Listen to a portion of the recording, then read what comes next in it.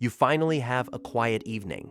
No drama, no crisis, no one needing anything from you. And instead of relaxing, your chest tightens. Your brain starts scanning. Something feels off. Nothing is wrong. That's exactly the problem. Here's what nobody warns you about. For some people, peace doesn't feel like relief. It feels like a trap. Like the universe is setting something up.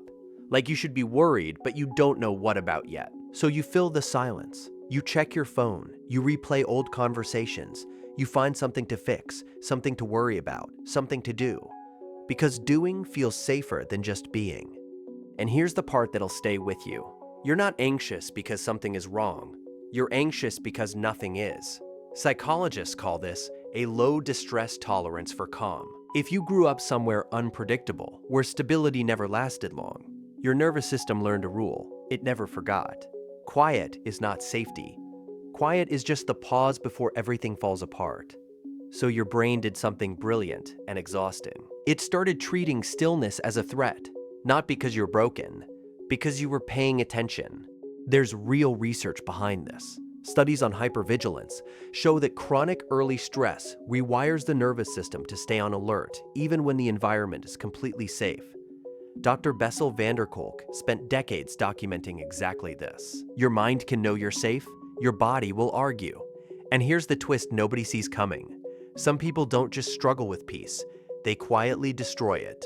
Not on purpose. But chaos is the emotional language they grew up speaking. They know how to function under pressure.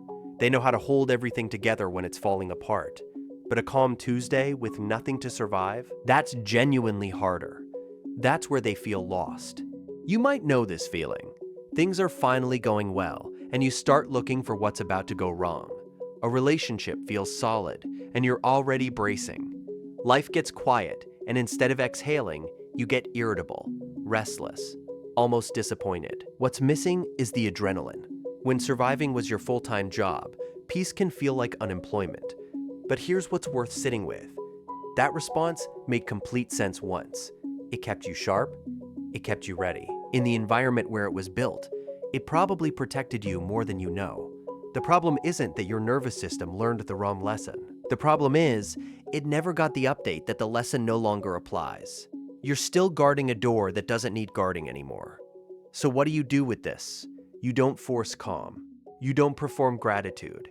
You just start noticing. When peace makes you nervous, you name it. That's old software running in a new situation. That tiny recognition creates a gap, and in that gap, something shifts. You let the quiet sit for one more minute than feels comfortable. Not because it's easy, because you're proving to your own nervous system, slowly, that nothing bad lives here. Peace isn't the thing you survive after the chaos. It's the thing you learn to stop escaping from. You don't need a crisis to justify your existence. You never did. You're allowed to land. And maybe that's the most radical thing a person like you could do. Not fight harder, not fix more, just finally, genuinely rest. If this put words to something you've carried for a long time, send it to someone who needs to hear it. Drop a comment below, telling me when you last actually felt at peace. And subscribe, because this is exactly the kind of psychology we explore every single week.